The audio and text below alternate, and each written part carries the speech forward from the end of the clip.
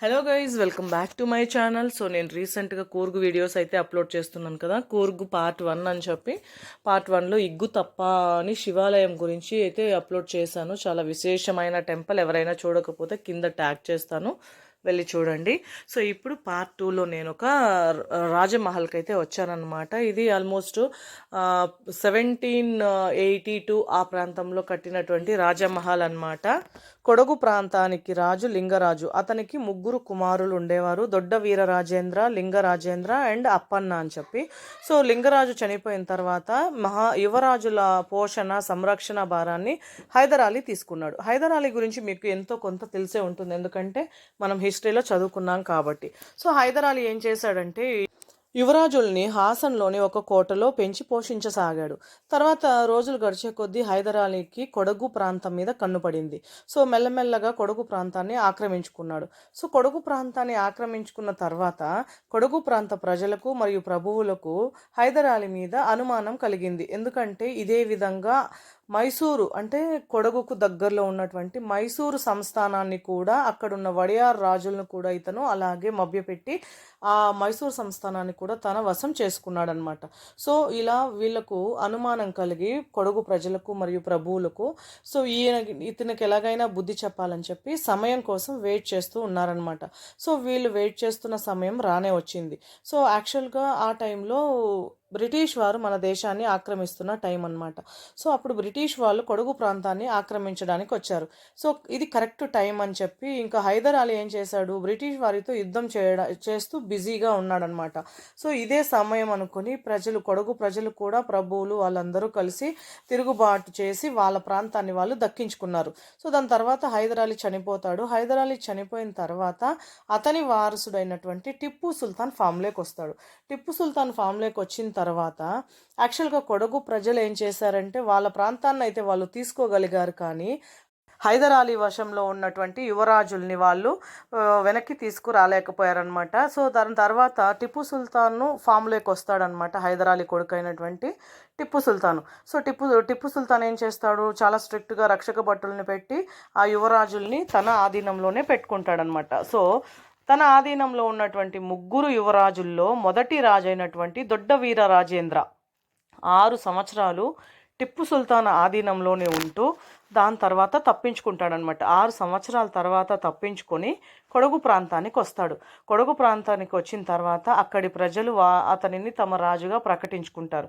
So ఇప్పుడు యాక్చువల్గా తన రాజధాని వచ్చి మడికేరి. తన మడికేరి నుంచి ఇప్పుడు టిప్పు సుల్తాన్ మీద యుద్ధం చేయలేడు, ఎందుకంటే మడికేరి వచ్చి టిప్పు సుల్తాన్ ఆధీనంలో ఉంది కాబట్టి.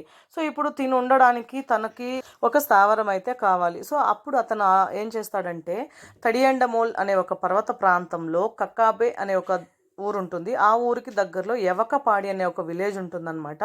ఆ విలేజ్కి దగ్గరలో ఒక దట్టమైన అడవి మధ్యలో ఈ రాజమహల్ని అయితే నిర్మించుకుంటాడు.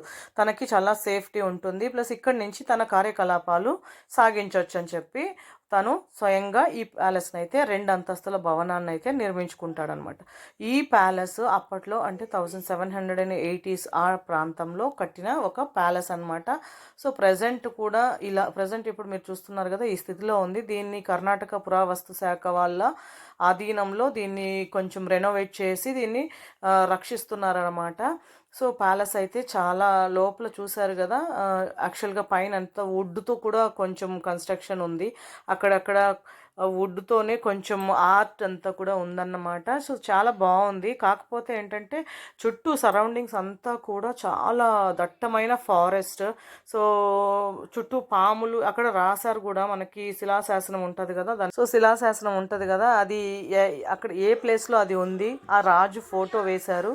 అండ్ చుట్టుపక్కల కూడా చాలా పాయిజనస్ స్నేక్స్ ఉన్నాయి. సో భయపడాల్సిన అవసరం లేదు, కొంచెం జాగ్రత్తగా ఉంటే సరిపోతుందని చెప్పి అక్కడ రాశారు. ఈవెన్ దీని లోపల, ఈ ప్యాలెస్ లోపల ఒక సీక్రెట్ ఎగ్జిట్ కూడా ఉందన్నమాట. అది ఒక అంటే కొంచెం లైటింగ్ లేకుండా చీకటిగా ఉంది కదా, అది ఒక సీక్రెట్ ఎగ్జిట్ అనమాట. సో ఇవన్నీ కూడా చూడండి, చాలా ఓల్డ్, చాలా బాగుందన్నమాట. కాకపోతే డే టైం ఓకే, కానీ నైట్ టైం నాలాంటి వాళ్ళు వచ్చారంటే ఇంకంతే, పై ప్రాణాలు పైనే పోతాయన్నమాట. సో అంటే కొంచెం భయం వేస్తుంది కదా, ఇది లోన్లీగా దట్టమైన ఫారెస్ట్ మధ్యలో ఉంటే ఎవరికైనా భయమే కదా. సో నేనైతే అంత ధైర్యవంతురాలను అయితే కాదు. సో డే టైంలో చూడడానికైతే సో చాలా హ్యాపీ ఇలాంటివన్నీ కూడా. సో ఇదన్నమాట ఇవాల్టి వ్లాగ్. సో బయట నుంచి కూడా ఒకసారి చూడండి, చాలా బాగుంది. సో ఎంట్రన్స్లో 4 ఎద్దుల బొమ్మలతో చక్కగా అలంకరించారనమాట. చాలా బాగా అనిపిస్తుంది. సో డే టైంలో అయితే అసలు మీరు ఎంజాయ్ చేయొచ్చు, ఎందుకంటే చుట్టూ ఒక ఫారెస్ట్, మంచి అట్మాస్ఫియరు, గ్రీనరీ చాలా బాగా అనిపిస్తుంది. ఇది ఒకలా మంచి ఎక్స్పీరియన్స్ అనమాట. సో మనం అన్నీ కూడా ఎక్స్పీరియన్స్ చేయాలి కదా. సో ఇది ఒక మంచి ఎక్స్పీరియన్స్ నాకైతే. సో మీరు కూడా తప్పకుండా కూర్గు వెళ్ళినట్లయితే సో ఈ ప్యాలెస్ని కూడా ఒకసారి విజిట్ చేయండి, మంచిగా ఎక్స్పీరియన్స్ బాగుంటుంది. సో ఇది చూడండి, ఇదే నల్క్నాడ్ అరమನೆ అని రాశారు చూడండి, నల్క్నాడ్ ప్యాలెస్ అని. ತಡಿಯಂಡಮೋಲ್ ಬೆಟ್ಟದ ತಪ್ಪಲಿನ ಸೊ ದಟ್ಟಡವಿಯ ನಡುವ ಸುರಕ್ಷಿತವಾಗಿರಲು ದೊಡ್ಡ ವೀರ ರಾಜೇಂದ್ರ ಈ ಅರಮನೆಯನ್ನು ಕ್ರಿಸ್ತು ಶಕಂ 1792ರಲ್ಲಿ నిర్మిసిదను. సో ఇంకా చాలండి చదివింది, నాకు కన్నడ చదివేకి వస్తుంది, బట్ ఇది స్పీడ్గా వెళ్ళిపోతుంది కాబట్టి వీడియోలో నేను చదవలేకపోతున్నాను. సో అది రాశారనమాట వాళ్ళు, ఈ ప్యాలెస్ని ఎవరు ఎప్పుడు కట్టారు అండ్ ఈ ప్లేస్ ఎక్కడ ఉంది అని చెప్పి అక్కడ శిలాశాసనంలో అయితే రాశారనమాట. సో చుట్టూ సరౌండింగ్స్ అయితే సూపర్గా ఉంటుంది.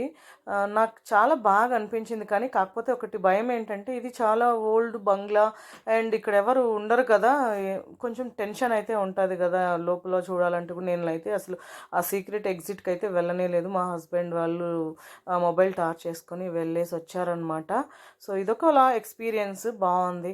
సో మీరు కూడా కూర్గు వెళ్ళినట్లయితే తప్పకుండా ఈ ప్యాలెస్ని విజిట్ చేయండి. సో వ్లాగ్ అయితే నచ్చిందని అనుకుంటున్నాను. నచ్చినట్లయితే దయచేసి లైక్ చేయండి, షేర్ చేయండి, సబ్స్క్రైబ్ చేయండి. Thank you so much for watching this.